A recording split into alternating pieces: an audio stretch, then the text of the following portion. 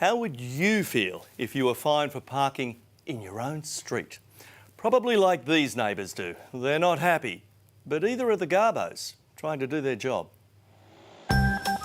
Welcome to Cherry Place, where once upon a time the residents were chirpy. Meet George. He's lived here for 30 years. Bill moved in 12 years ago, and Susan purchased her home 9 years ago.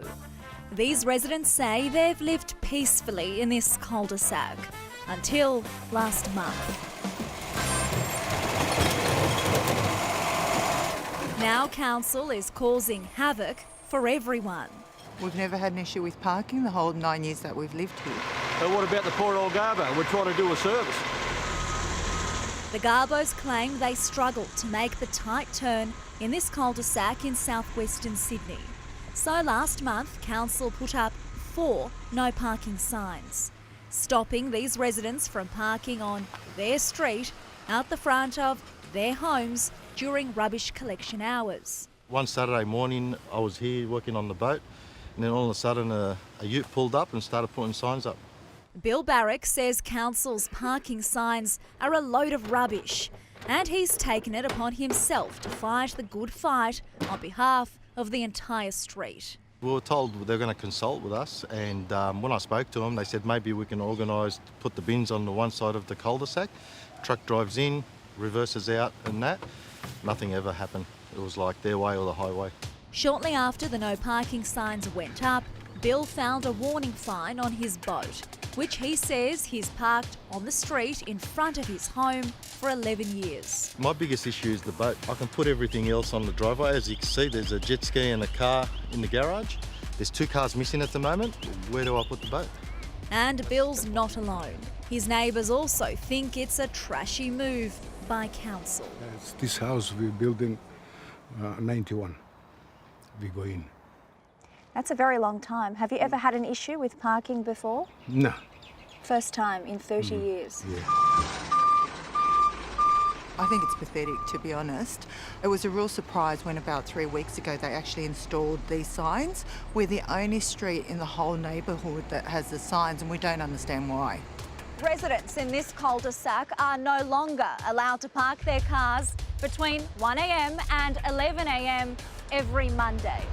But just 200 metres down the road on an almost identical street, residents can park their cars wherever they want, whenever they want. So you're expected to come out here at 1 a.m. on a Monday morning and move your car? 1 a.m. move the car, and 11 a.m. if I'm at work I've got to come back and move everything again. It's just not possible. Oh, well, since they've put the signs up, they've made it a lot better. Yeah. You know, before, if you're in a big truck, it's a bit hard to, you know, to try and get around and everything. The council sends letters out. Sometimes they work, sometimes they don't. If you have a look, all the cars are out in the street. There's none in their driveway. Why? This man has been a Garbo for 42 years. He drives the largest truck of the fleet, and he says he's just trying to do his job. Residents have been parking here on this street for nearly 30 years, and Garbos have been turning on this street for that long. So why now? Well, back in them days, it was a different trucks. We had 3 blokes on a truck, a driver, 2 runners. Why don't you ask the same questions to the ambulance and the fire brigade that try and get around here?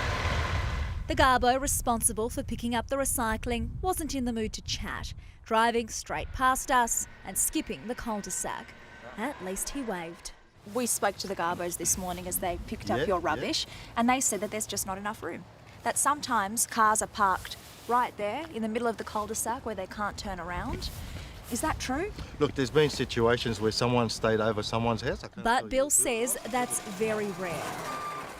He claims it's a safety issue, that emergency vehicles like an ambulance or a fire truck won't be able to make their way down here fast enough. What do you think about that? Look, if it's really a safety issue, why isn't there permanent signs there saying that you can't park? To be fair, we've looked at this street. Yes, it's small. There are plenty of streets across Sydney that are much smaller. Peter Coury from the NRMA says council should sort this mess out. Residents don't want to be getting warning signs when they're parking out the front of their house, and I'm sure council don't need the grief of having to see themselves on a current affair for not having spoken to their ratepayers properly. Smaller trucks in the old days, you could get around a lot easier. It's not fair. Well, it may not be, but the council is sticking by its decision to keep those parking restrictions. The full statement's on our homepage.